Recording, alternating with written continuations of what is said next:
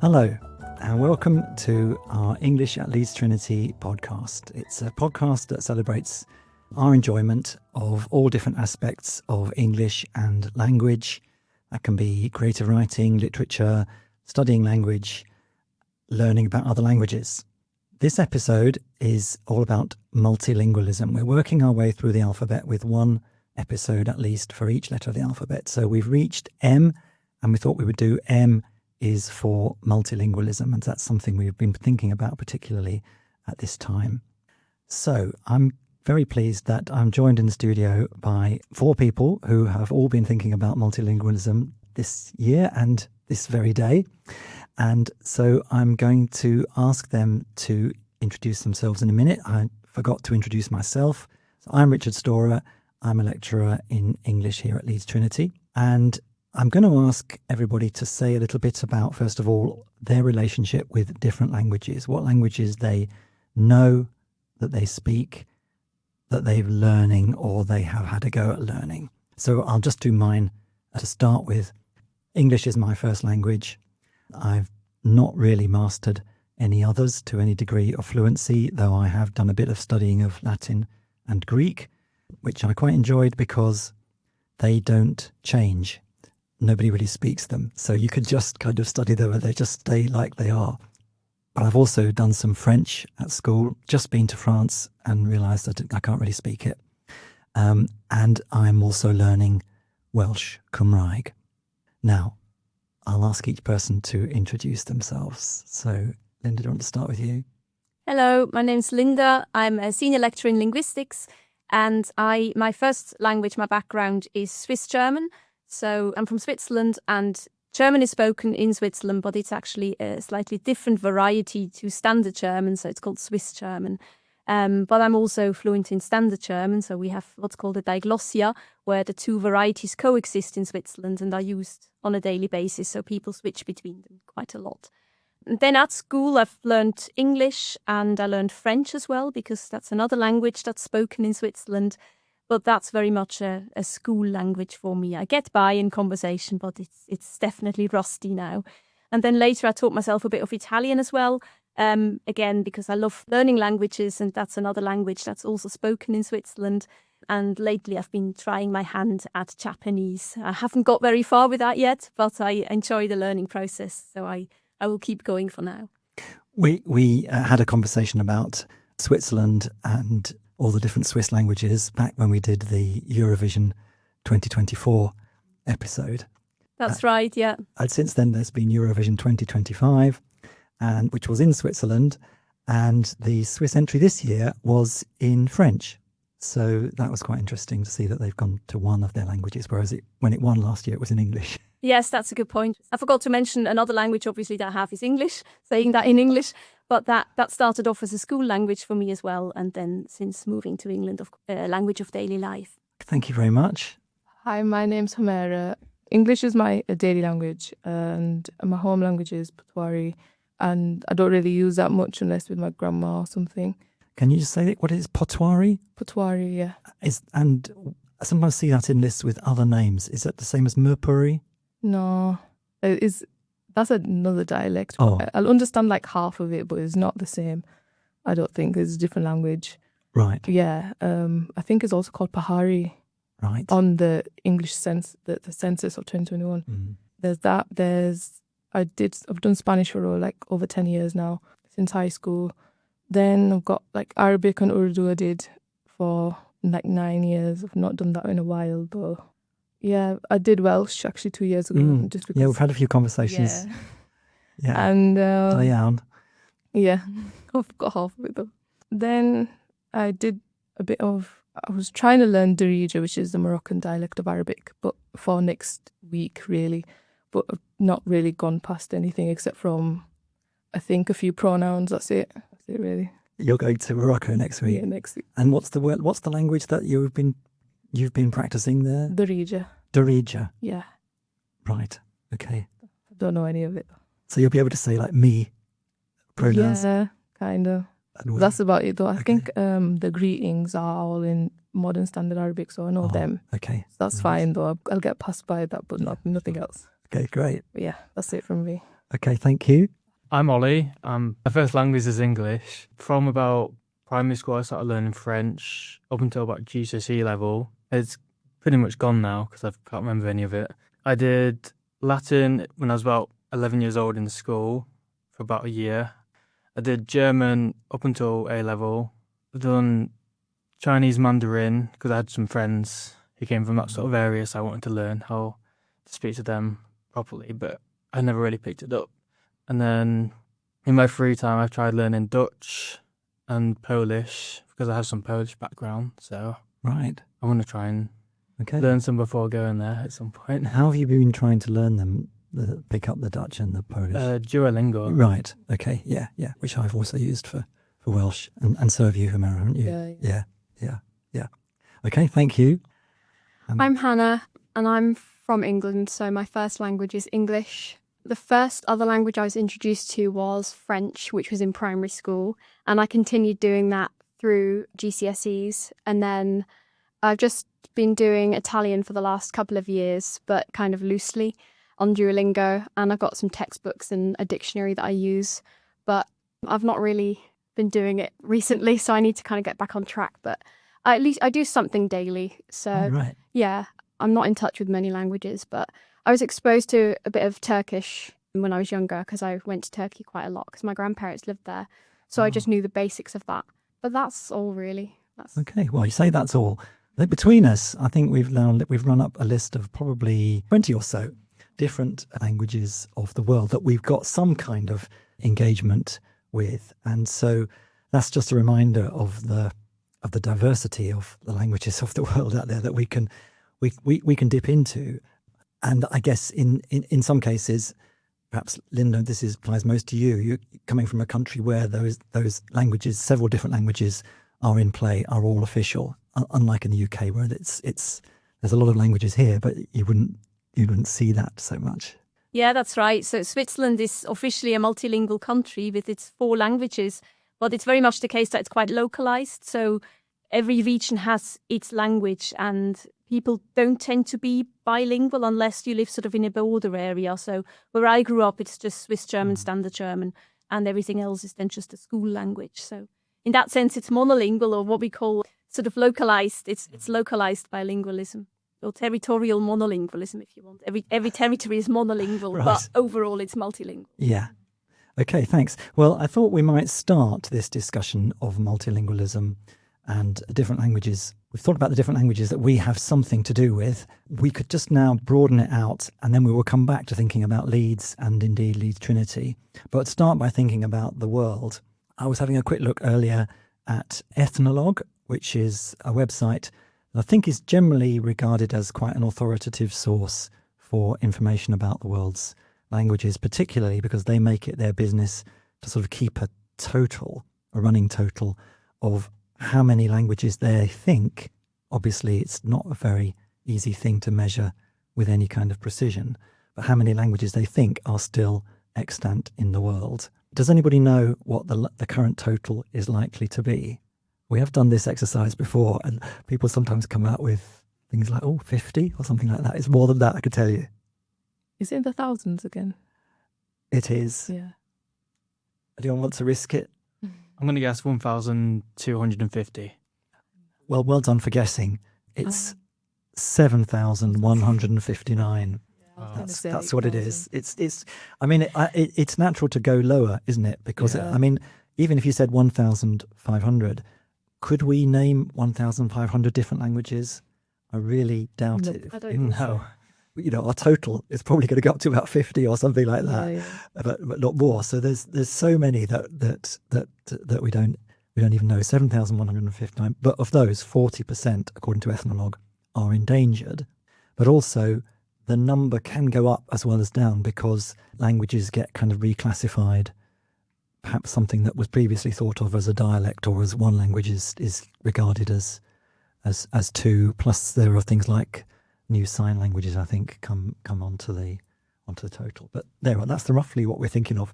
But they also provide information about which are the kind of top 200, and even that's going to be hard for us to think. And then which are the top 20 in terms of what their estimated total number of speakers is. And so English is number one on that list, on their list.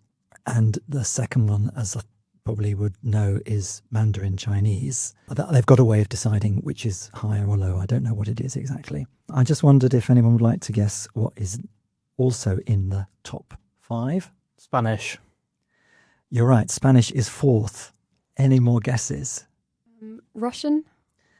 Russian is 9th. Ah. There are an awful lot of people in the world who speak Russian. Yeah. French. No, that French is on there. 6th. Oh, Oh, close. So, yes, in fact, French is above Russian, but below Spanish. Any more guesses? Linda, you going to have a guess at something else? Hindi? Hindi is, in their list, is 3rd. I guess, there's a vast number of languages in India, aren't there? But a lot of people there, whether they have another language as well, they speak Hindi. So I guess that's where that's coming from. Yes, and then 5th is what they call here Standard Arabic. But interestingly, number 15 is Egyptian Arabic. Again, their classification. So that's interesting that there's 2 Arabics in the top 20. And just other kind of interesting ones. Standard German is 12th. But this is where it gets quite interesting. 14 is a language I never had heard of before I looked at this, which is Nigerian Pidgin, which has 120 million speakers because it is the lingua franca of parts of Nigeria where there are an awful lot of people. But I guess for none of them if it's genuinely a pidgin, then it's not really anyone's first language. So most of the ones you might expect, with a few different ones. So Turkish is 20th, 17th is Vietnamese. So anyway, that's some of the top 20 languages in terms of speakers all over the world.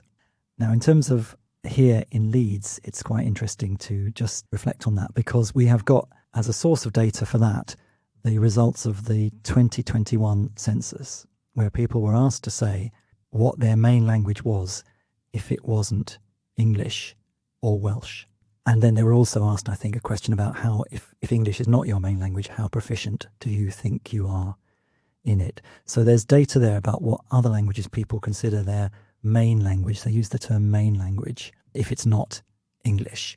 And of course, people can it's up to them to say what they to say what they think there and what they want to say. So I suppose possibly some people might say a language which in fact isn't really their main language, but they want to kind of to get a better score. So we've got those data, and that was 2021. So now's a good time to review it because not only are all the results published, but local councils have also kind of digested it, and they've also published more information about it. So we've got very detailed information about languages in Leeds, and I thought we might just see if you can have a little guess at some of the features of the linguistic makeup of Leeds. So we'll put it like this. As I could just give you the answers, but it's more interesting to try and guess them, isn't it? So first of all, perhaps you'd be interested to guess how many people do you think in Leeds? So Leeds is separate from Bradford, Calderdale, Kirklees and Wakefield, which make up the West Yorkshire Combined Authority, but we can get data for that as well. But we're just thinking about Leeds, which happens to be the one which is the most diverse linguistically of the 5 parts of West Yorkshire. How many people do you think said that Welsh was their main language who live in Leeds on census night? Let's have a guess. probably 3. 3 is about the number for something like the Scots Gaelic. Actually, it's 100.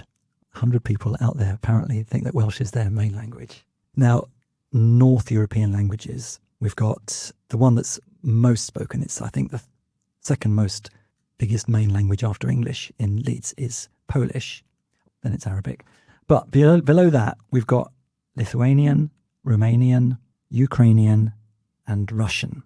Now, would you like to put those in order of how big a population each of them has? I'm going to go with Romanian. You're right. Romania is the most spoken of those, and the one that's smallest group of speakers is Ukrainian. So I guess that might be a statistic that has changed already since 2021. And then we've got Italian, Spanish, French, and Portuguese. So there's all those Romance languages. Which do you think is the most speakers, and which do you think is the least of those four? Italian, Spanish, French, and Portuguese. I think the least would be Portuguese, probably. In fact, it's the other way around, Oliver. Really? Yes. Really? I wouldn't expect that. I was thinking the same thing as you. Portuguese has got more speakers than any other of those ones. It's got 3,580. And the one with least is French. So it goes Portuguese, Spanish, Italian, French.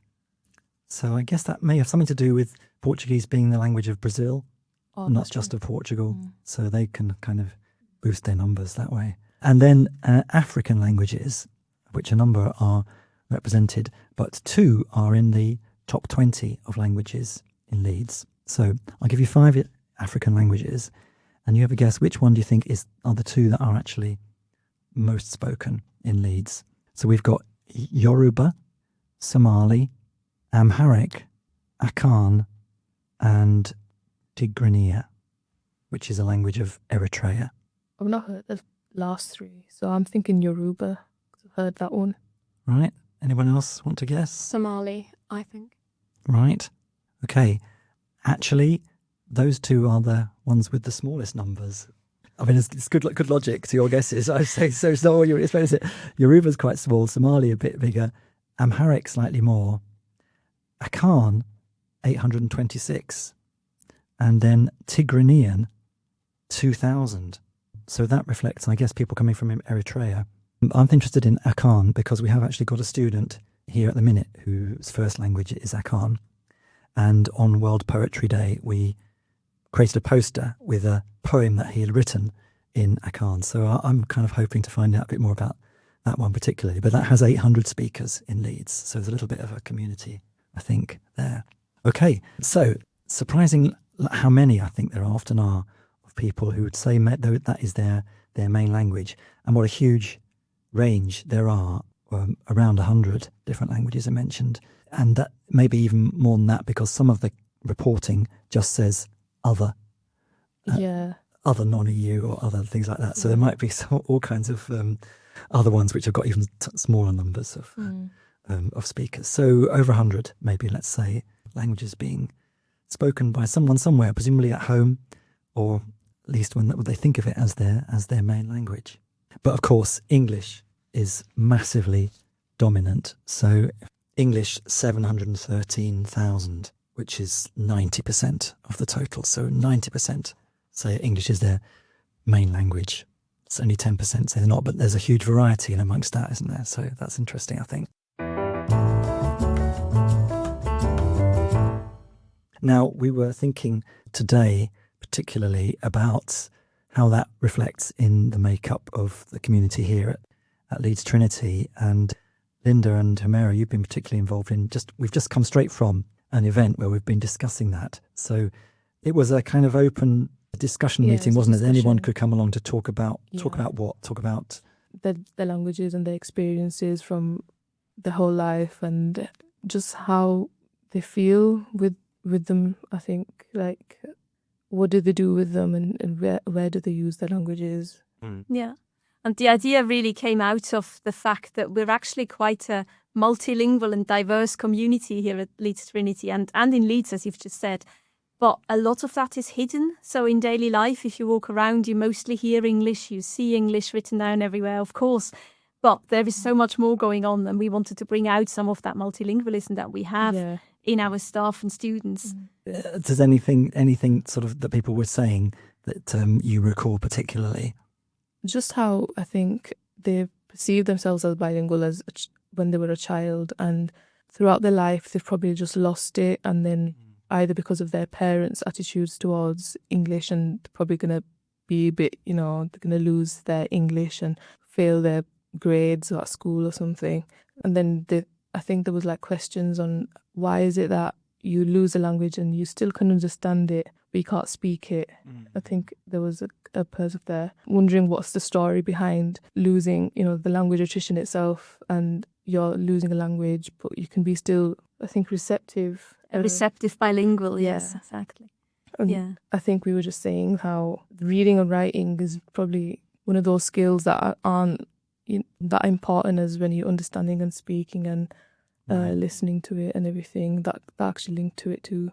I thought what you were saying, the kind of the family dynamics, Yeah. it's quite interesting that can actually work against bilingualism Yeah. Absolutely, yes. in lots of different circumstances. A question I always ask students in the multilingualism module as well that I run, and that came up today as well, is this idea of home languages or heritage languages. And very often students and staff actually have languages other than English at home, but they might not be fully fluent in them, or they might not feel that they can say they're bilingual. So they're almost afraid of owning that term bilingual because they feel they have to be fully fluent and competent in the language to call themselves bilingual. And we talked a lot about different domains of language use. So if you use one language at home and a different one in your work environment, it's quite likely that your vocabulary is very different in those languages because you use the languages for different things.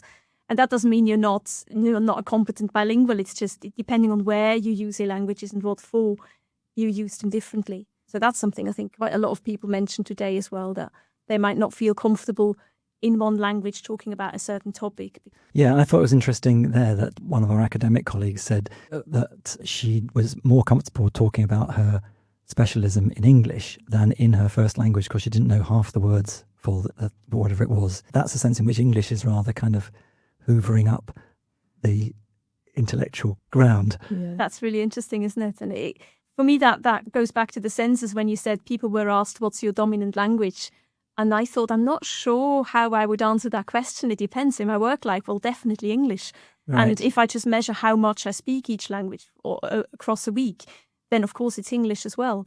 But my first language is a different one, and that sort of where you feel really at home might be a different one. So Yeah, what like, does it what would you mean? class it as? Exactly. Your dominant Do you remember what you language did put in the census in 2021? Probably Swiss German or German. Right, I right. don't even know if I could put Swiss German, just because I wanted to mark that Yeah. other language For, like, that I had. identity Yes. wise, Exactly, isn't it? because I thought if I put English, then all of that other language is hidden. Yeah. So I better put the one that stands out Yes, more, yes. probably. So that's an indication of what I was saying, that there's more than, you might have other reasons for saying what your main language is or identifying it, because it's about identity and Yes. other things rather than just a standard description Exactly. of your everyday Yeah, statistical absolutely. usage. And as a Yes. linguist, I just wanted to say, well, can we change the question? I'm not sure the Yeah. question works this way. Yeah. I wanted to dig down far more into that. Yeah. I think we wanted to find a different way to frame that question to people in it. I think Yeah. we talked about it before. I think in the multilingualism module, how do we frame it differently for other people to think, and to actually consider other contexts too, whereabouts, because then if you think about it, you're both Swiss German and English. Why can't you put both? Exactly. Yes. Why do you have to pick? Yes, Yeah. yes. That's just name up to 3 languages that you That you feel comfortable you with, use, or that you yes. identify with, or something like yes, that. Yeah. that's true. That's true. I suppose ultimately the purpose of the census is for the council to kind of design what services it needs to provide, isn't it? That's Yes. one of the purposes of it. So that's kind of, they're only interested as much as that. They're not actually so much interested in celebrating diversity. Absolutely, of yes. language. But that's really something that came out of today's event as Yeah. well for me, that celebration of diversity and seeing how diversity unites as well. Yeah. Because we had lots of people coming, Yeah, joining us yeah. because they were keen to talk about their languages, and Yeah, we yeah. found something in common, even Yeah, though sharing our experiences together. exactly, yeah, people have different experiences, but somehow you understand each other that way. Yeah. So hopefully that's going to be something that we will continue to kind of draw on, to keep on the celebration and the Definitely, and, yes. and the sharing aspect of it.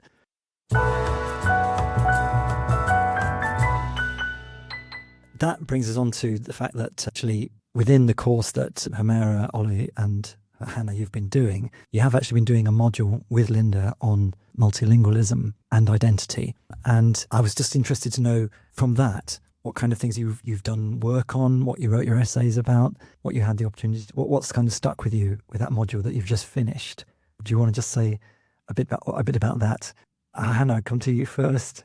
Yeah, so the first assignment, I did a case study on Enigma, which it's not really a band, it's a record kind of production team.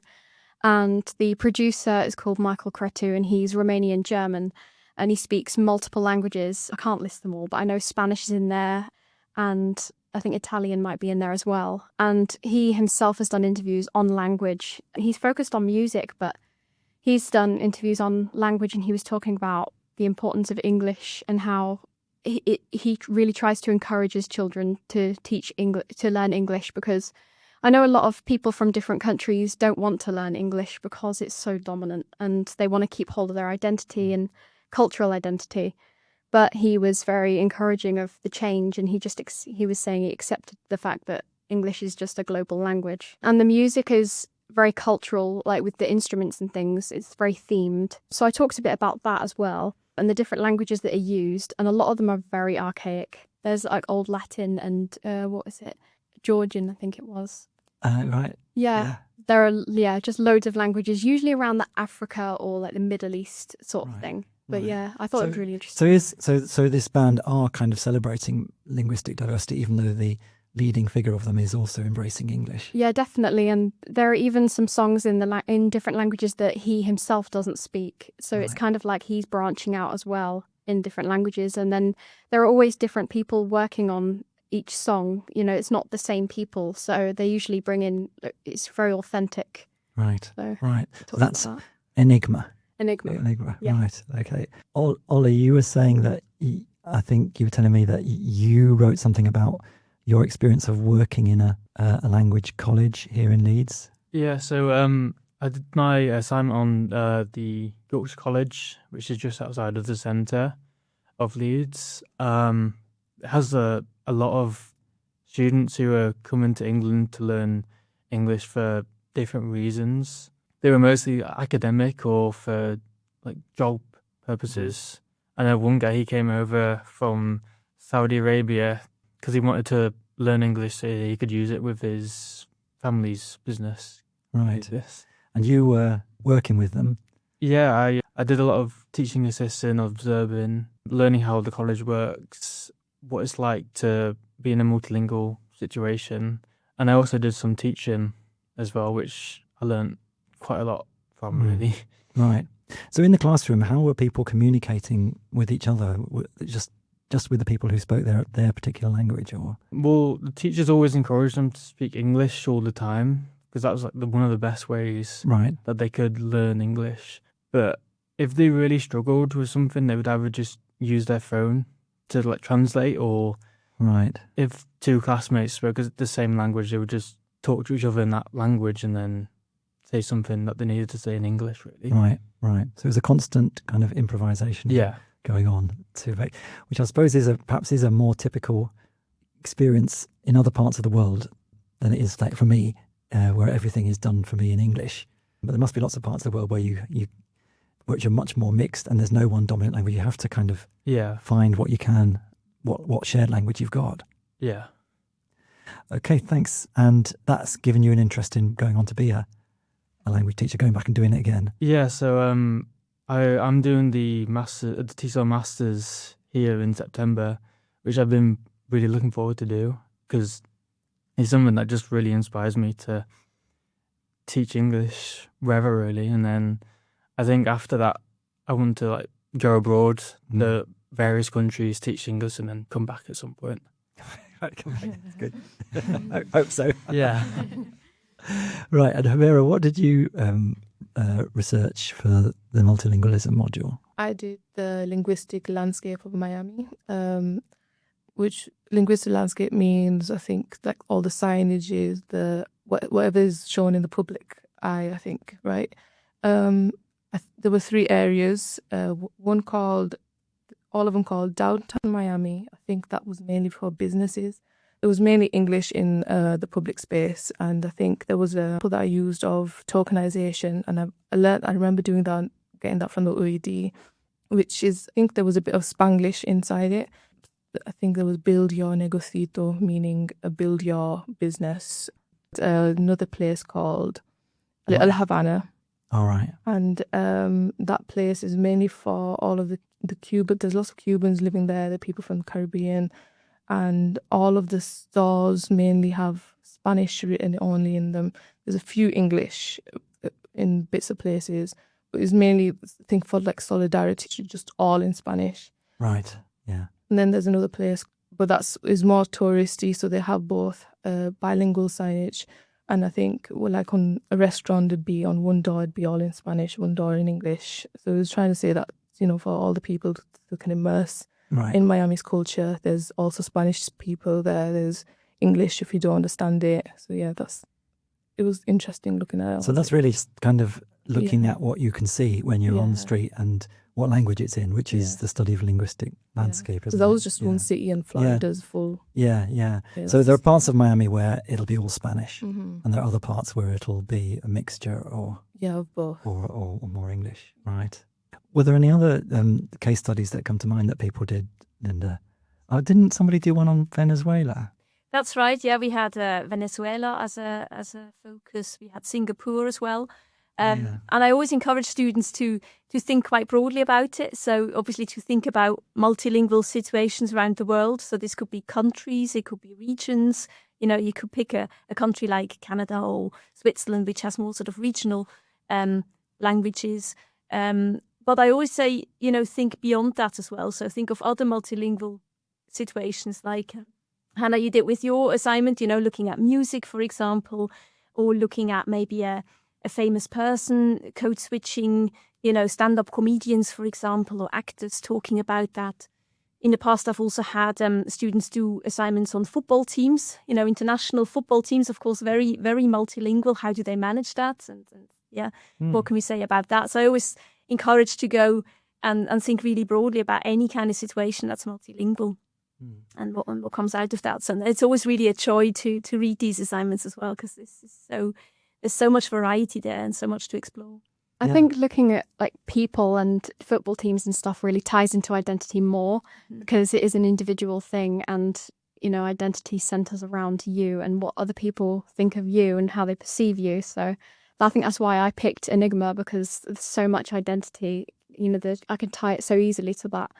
So there was a lot to talk about. Yes, absolutely. It's very often a question of language and identity really link quite closely together. That's been what your research has been partly about at some point, Linda, hasn't it? That's right, yes.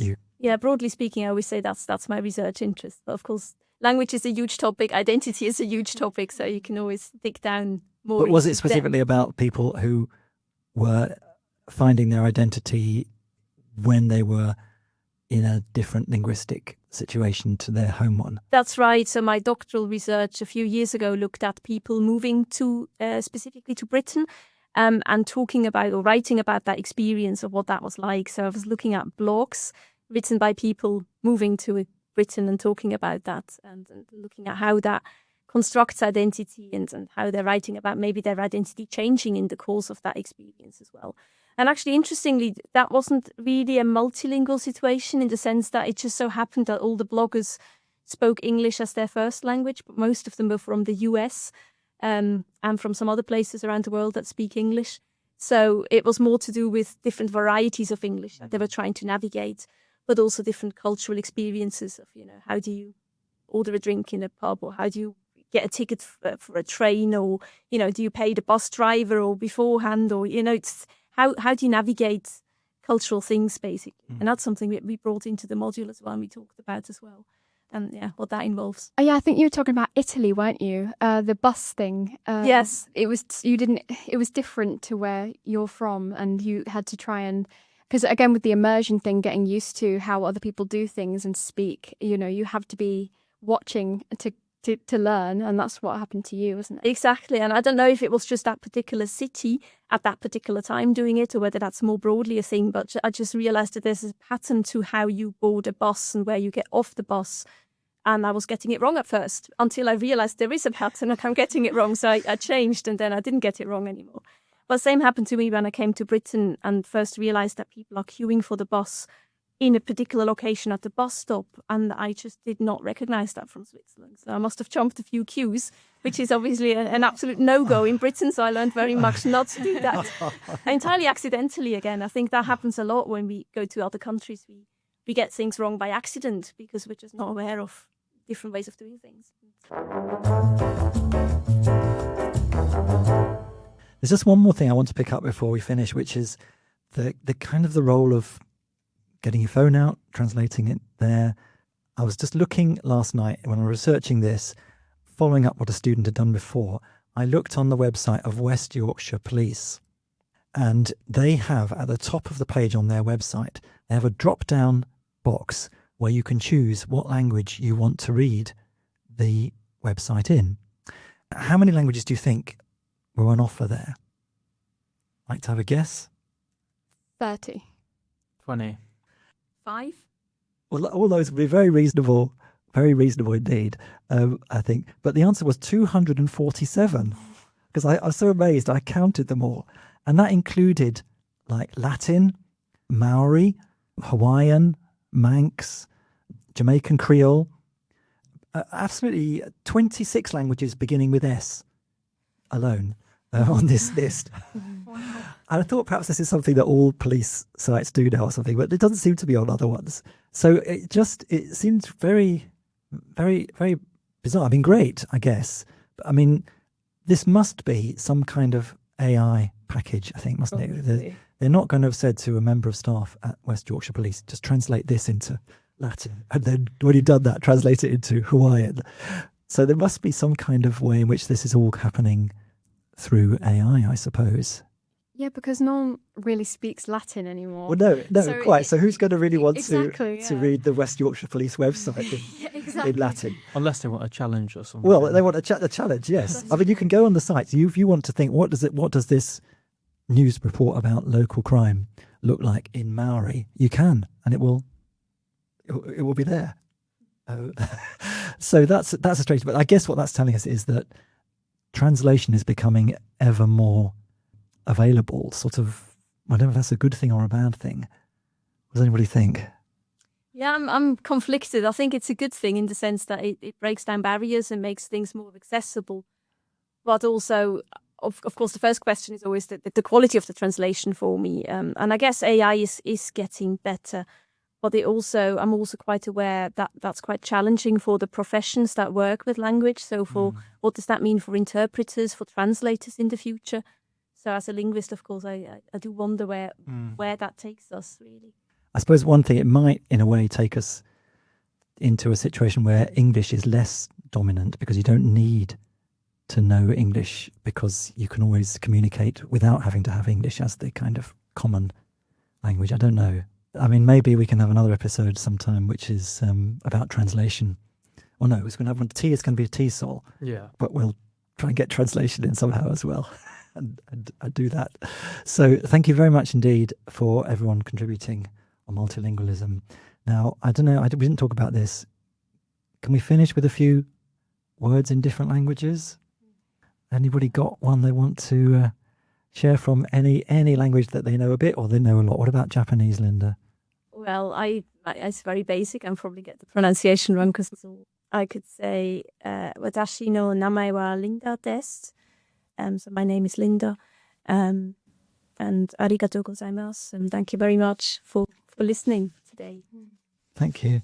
I should say that I think, Japanese is 13th on the Ethnologue's list of the world's most spoken languages. So quite high number then. Yeah, as well. So it's worth continuing with it. Absolutely, I'll stick with it. There's plenty of people to talk to when you can do it. How about you, Herrera? I never got to share my Spanish word that I wanted to share in the discussion. Great. Let's have it now. I think mine was sobremesa, which means like after a dinner, you're talking each other. You have a coffee or a tea with your family, or maybe liquor or something else. And your granddad's having a cigar or something, and then you're just like having an intimate talk together. So that's what it's called, because it literally just means sobremesa means on top of the table, but it literally means actual talk after a dinner. If anybody wants to know any more about that, you can go back to our episode B is for book, because in that we were talking about other languages and untranslatable words. And Yvonne, who was Spanish, chose sobremesa as the word that she didn't quite exactly have an obvious there's no English equivalent. So it's a lovely word like that. So that's great that you've chosen that one as well. How about you, Oliver? Anything from any language? For Mandarin, I can say ni hao ma, which is hello, how are you? All right, great. It's like the one thing that I fully remember from learning it. Do you know what's the answer if someone says that to you? I can't remember twice. Oh, no, okay. Gone. Okay, right. That's really good, though. Thank you. Thank Yeah. you. And the one I was thinking of, I like the Welsh word umlan, or possibly it's supposed to be pronounced umlaen. I'm not quite sure because I think learners pronounce it one way and native speakers pronounce it another way. But that means ahead or forward. So it's like kind of looking ahead. Edrych umlaen is looking forward to something. So I just find that it's that kind of forward-looking, aspirational thing. It's a lovely word, I think. Okay, right. Well, thank you all very much indeed. And Edrych ymlaen, till the next time we can have a conversation about language. Thank you. Thank you. Thank you. Thank you. Thank you.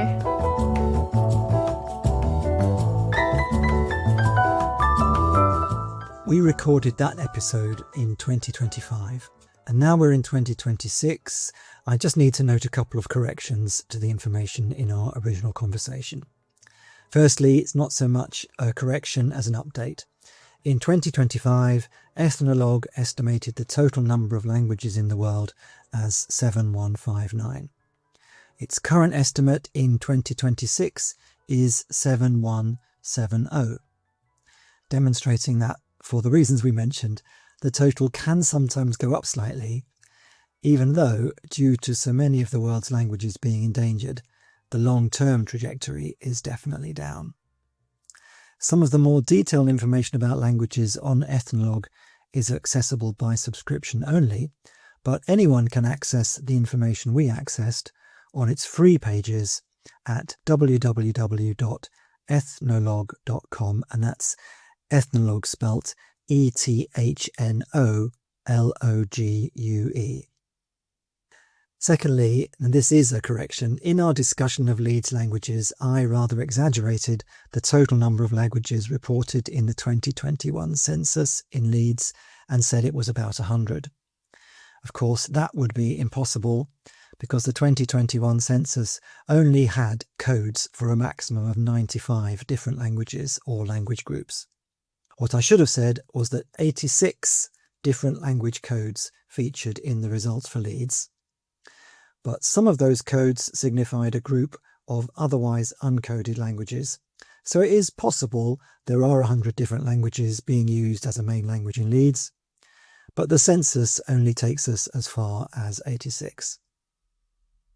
One of those codes, as Humera noted, is for South Asian language Pakistani Pahari brackets with Mirpuri and Potwari close brackets. That was the main language category for 706 people in Leeds in 2021. You can do your own exploring of the 2021 census results and download the datasets via the website of the Office for National Statistics. It's not such an easy website to navigate. I think the best way to navigate to the data on languages is to start from a basic search and put in Census 2021 languages and then click on the result for the Office for National Statistics. You can find out more about English at Leeds Trinity from the Leeds Trinity University website, www.leedstrinity.ac.uk. You can also now find us on Instagram at LTU_English and TikTok at LTU English _. Thank you for listening, and thank you to Steve Oxon and FesleyanStudios.com for this music, which is called Rio After Dark.